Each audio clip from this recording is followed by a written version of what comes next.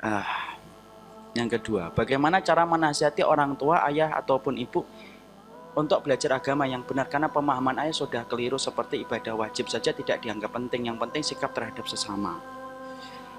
Siapapun yang bertanya ini, teriring doa kepada beliau dan kepada orang tuanya semoga keluarganya disatukan di dalam indahnya sunnah. Yang pertama kita lakukan Bapak dan Ibu ketika kita mendapati keluarga kita belum memahami atas apa yang kita lakukan, satu, muhasabah dulu sebelum menyalahkan. Muhasabah itu apa? Satu, sudah berapa banyak doa yang kita titipkan kepada Allah untuk ayah dan ibu kita. Kadang-kadang kita tuh suka sering menyalahkan ayah kita. Ayah saya masih jahil Ustadz, masih awam. Kadang-kadang saya tanya balik, loh Bapak itu sudah berapa kali sih sering mendoakan orang tuanya sampai berani untuk menyebut bahwasanya ayah kita itu jahil. Jangan-jangan ayah kita ini jahil dan ayah kita itu kemudian masih awam disebabkan kita tidak pernah menyampaikan ilmu yang kita pelajari. Kita asyik dengan pengajian kita, tapi kita lupa menyampaikan ilmu yang kita pelajari kepada mereka, atau kita jarang mendoakan mereka. Muhasabah dulu. Satu, tentang masalah doa. Yang kedua, muhasabah yang kedua, sudah berapa sering kita itu kemudian berbagi untuk orang tua kita dalam masalah ilmu. Ingat Pak, orang tua kita dulu hidup pada zaman ketika belum tegak banyak kajian ilmu. Tolonglah fahami udur, karena memahami udur itu menciptakan sifat kemakrufan ketika menyikapi satu masalah. Tahun 80-an, kalau misalkan yang tanya ini umurnya 30-an kayak saya, berarti orang tua kita hidup tahun 70-an. Tahun 70-an tuh nyari kajian ilmu tuh susah. Sulit. Itu pun terkadang mungkin orang tua kita dulu pengen belajar agama ke pondok, tapi apalah daya, antum sudah nongol di rahimnya, sampai kemudian ibu kita hamil mengandung kita. Dia gugurkan keinginannya untuk belajar agama karena ingin merawat kita. Loh, kita kenapa sih tidak bisa ngasih udur kepada orang tua kita? Karena apa? Kadang-kadang kita sering menyalahkan, mencela kegelapan, tapi tidak membawa lentera lilin. Kadang-kadang kita sering menyalahkan orang, tapi kita tidak mau muhasabah diri kita. Loh, apa sih susahnya kita muhasabah diri? Kenapa ya orang tua saya kok belum paham? Oh, mungkin satu, doamu belum mempeng kepada orang tuamu. Tahu mempeng ya? Tekun. Yang kedua, bisa jadi orang tua kita hari ini belum paham disebabkan kita tidak pernah menyampaikan ilmu kepada mereka. Kadang-kadang Masya Allah, hal yang perlu kita bagi pertama kali sebelum kita membagi harta kepada orang tua kita itu apa? Bagilah ilmu, karena itulah alat untuk bareng-bareng masuk surga. Dan kalau kita membagi ilmu kepada orang tua kita, fahami orang tua kita sudah sepuh. Ketika mereka itu mengurai tentang satu masalah yang baru, butuh waktu yang lama. Saya pernah cerita nggak kisah nyata, ada seorang ikhwan mau nikah, senang datang ke anak. Ustadz saya mau nikah, oh, alhamdulillah. Saya bercanda, alhamdulillah ada orang yang terima antum akhirnya. Kemudian beliau cerita, kemudian mengatakan kapan nikahnya, sekitar 1 bulan atau 1,5 bulan yang akan datang Ustadz. Ya. Kemudian satu waktu ketika akhirnya datang itu kemudian kajian, karena beliau ngikutin kajian anak di Kebayoran, tafsir.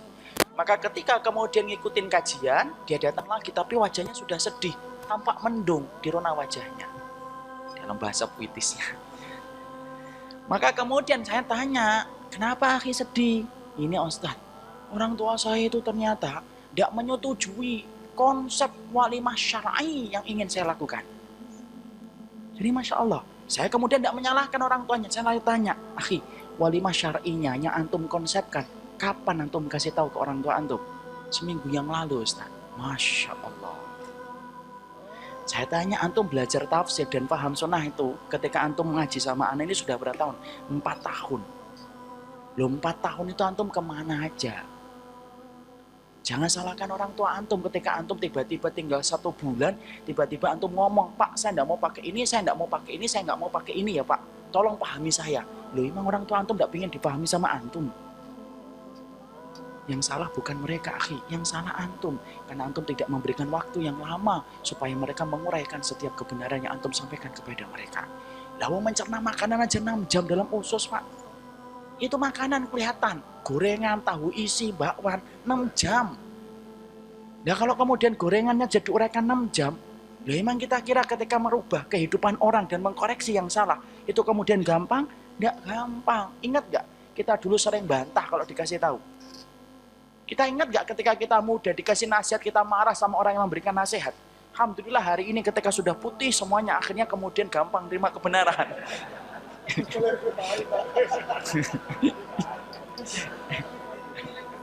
Padahal saya tidak nyindir loh ya. Tapi semua jamaah sepakat kemudian ngarahkan beliau. Ya kemudian ketika antum dulu sadar bahwasanya antum juga dulu susah dikasih nasihat, kecuali sampai akhirnya kenalan. Kan banyak orang yang mempelajari hidayah sunnah ini kan macam-macam. Karena kemudian salut kepada ustadznya, santun. Ada yang senang kepada yang menyampaikan ilmunya, ngeresep ke hati, kan beda-beda. Tapi kan kita sepakat dulunya kita tuh banyak ninggalkan sunnah. Berapa banyak di SD kita dikasih tahu guru kita yang benar aja kita marah kok. Kita kemudian bantah guru kita. Kalau antum saja dalam diri antum dulu sering nolak ketika belum paham pentingnya kehidupan akhirat, orang lain pun sama. Berikan udzur, terutama kepada orang tua kita. Jadi Masya Allah, muhasabah dulu. Banyak-banyaklah kemudian merenung, sudah berapa banyak doa yang kamu panjatkan, sudah berapa banyak ikhtiar yang kamu lakukan. Apa susahnya sih ngajak orang tua kita, ngajak ke ustadz, yang kira-kira ustadznya mungkin cocok dengan orang tua kita. Oh orang tua kita ini kelihatannya dari Medan, ya ketemukan itu ustadz dari Medan, supaya cocok. Ada nggak ustadz dari Medan? Ustadz Munir, pas. Orang tua saya Jawa ustadz, lembut. Nah, temukan siapa dari orang Jawa itu yang ngomong Jawanya lebih banyak daripada Indonesianya. Sampaikan, itu kan cara, itu ikhtiar lo ya. Bukan berarti harus kayak gitu, enggak. Itu ikhtiar saja, apa ya caranya. Karena apa? Kita tidak pernah ngerti kapan pintu hati seseorang itu terbuka. Dan jadilah antum orang yang berusaha. Ketika pintu hidayah seseorang itu terbuka, antumlah yang memegang kuncinya. Antum akan beruntung betul. Kisah nyata ini, ikhwan. Satu lagi, ada seorang ibu mengeluhkan tentang suaminya. Suaminya tidak senang sama hal-hal yang sifatnya berbau agama. Jenggot, tidak suka. Celana yang tidak isbal, tidak senang. Tapi apalah daya, Masya Allah dia punya anugerah apa? Istrinya itu solehah, betul-betul ingin supaya suaminya itu menjadi imam untuknya. Tidak pernah putus dalam ikhtiarnya. Ini orang Bekasi.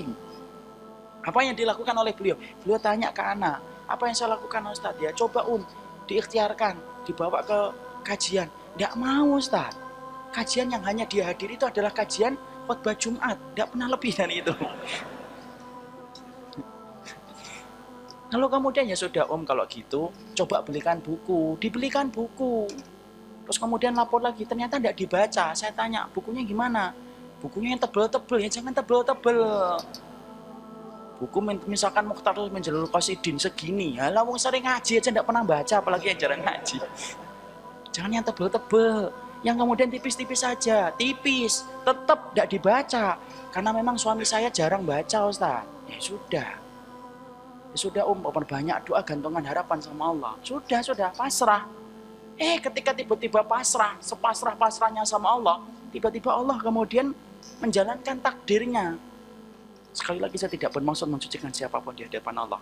Ketika saat itu saya lagi bagi CD, karena ada yang kemudian merekam kajian saya, kemudian di-CD-kan. Kemudian akhirnya beliau, sang istri itu kemudian minta, Ustaz saya minta 2 ya. Iya, ambil 2. Kemudian dibawa ke rumah, sampai saya itu tidak ngerti. Tiba-tiba kemudian Masya Allah, ternyata CD itu ditaruh di dashboard mobil, yang satu di atas CD rumahnya. Beliau berpikir, mosok sih suami saya akan dengerin musik terus-menerus, pasti ada rasa bosannya. Karena dengerin musik itu pasti bosan. Ya, makanya kemudian dia berpikir, kalau dia bosan dengerin lagu, pasti akan memutarkan CD ini. Diputarkan CD itu, Masya Allah. Allah yang menggerakkan hati seorang hamba.